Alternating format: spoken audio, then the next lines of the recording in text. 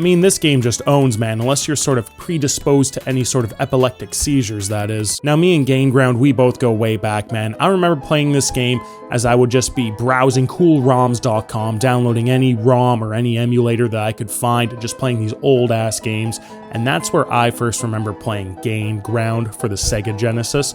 But I do remember also always wanting to play it when it would be on those Sega collection things, like the one on the PS2 Sega Genesis collection or Sonic Ultimate Genesis collection for Xbox 360. And whenever the stars align perfectly and I'm given the option to play some Gainground, you know I'm gonna play some Gainground. Be it on a new collection or it comes out on the Wii Virtual Console, I'm always down for some Gainground. But even though I played it so much, I never really knew the story of Gainground. I just thought it was a cool little fantasy game where you're running up, shooting guys, trying to get to the exit, clearing levels. That's all I thought it was, until I saw what the story of Gainground is from the Gainground flyer back when it came out on the arcade. And it reads, "A long period of peace has deprived the Earthlings of their instinct to wage war. The Federated Government, greatly concerned regarding this increasing dangerous situation, developed a Gainground simulation system in the year 2348 in an effort to instigate their ever-waning fighting spirit. However, suddenly without warning, the supercomputer went berserk and took many of the citizens as hostages. In order to rescue the POWs, 3 of the bravest warriors were urgently dispatched to go forth into the deadly Gainground."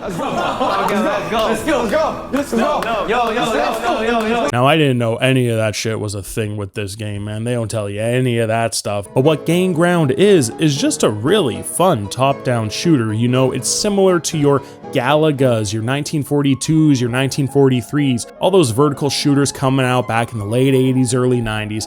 That's just what Gainground is. But Gainground does have some big differences, you know. This is a level-based game, and by that I mean each level is just a single screen. It's not a big scrolling level like every other vertical shooter usually is. You're not flying around, you are walking on the ground, you are gaining ground, if you would, kind of like Ikari Warriors. And with most shooters, be it vertical or horizontal, you're constantly collecting upgrades for your guy or for your ship, making your shots bigger, wider, just filling up the whole fucking screen at some points.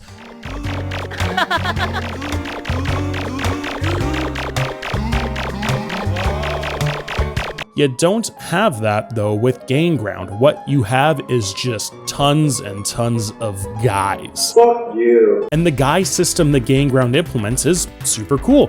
Instead of having a live system, you know, you have 4 lives, you get your upgrades. When you die, you lose a life, you lose all your upgrades, stuff like that. You have just guys. Every time you die, you respawn as a brand new guy that you have collected as you're going through the levels. And the way you collect these guys is very simple. You load up a level, you see a guy right there, you pick that guy up, and then you run to the exit with that guy. And then in the next level, you're gonna have access to that guy. And each guy you get is pretty different. They have different special attacks, they have different speeds that they run at, they have different trajectories that they would shoot at. So some of these character specials that sort of surrounds themselves with the near automata bullets. Some of the character specials, they throw a fucking javelin so high in the sky that you can take out enemies that might be on watchtowers or up on castle walls. And since Gainground takes place in a supercomputer going through different eras of war, you can also get some guys that just have a big fuck-off rocket launcher as their attack, and you just stand at the back and just take out every enemy in the whole world, and then you can beat the levels just fine. The way you'd beat the levels, you can either just walk to the exits, taking as much guys as you can so you have like 15 lives by the end of it all, or you can kill all the enemies on the screen, which will net you more points, but there's a chance you might not get any guys if you don't run to the exits. And you're gonna really want these guys, especially this little fucking dwarf guy that you get right near the beginning of the game, because his trajectory shot is so high, can go up on almost any building. It goes like halfway across the level, and you can really just rinse this whole game with this guy. And one of the future guys you get with the big rocket launcher that shoots straight forward the whole length of the level. And if you have those 2 guys in your roster, who cares about the rest of your party? Because you're going to be able to rinse most of the game with just those 2 in your party. But unfortunately, when you die, you lose that guy. But just like any good Souls-like, that guy gets dropped on the ground as another little guy that you can collect, so you still have one more chance to pick him up and get to the exit. But again, like any good Souls-like, if you die trying to retrieve that guy, he dies in real life at that point. And I always have fun with Gangground, man. Sure, it's a basic vertical shooter, it doesn't really do anything crazy different from other vertical shooters, but it's just a good time. It's a little slow, it's a Sega Genesis game from 1991, so it does look like a Sega Genesis game from 1991, but you know what? It came out the same month as Flicky came out, and Flicky just looks and sounds terrible, man. And simply because Gangground looks and sounds better than Flicky, Gangground is going to be the new third best video game ever made. Right under While We Wait Here, and right above Last Report, and many spaces above Rogue Warrior.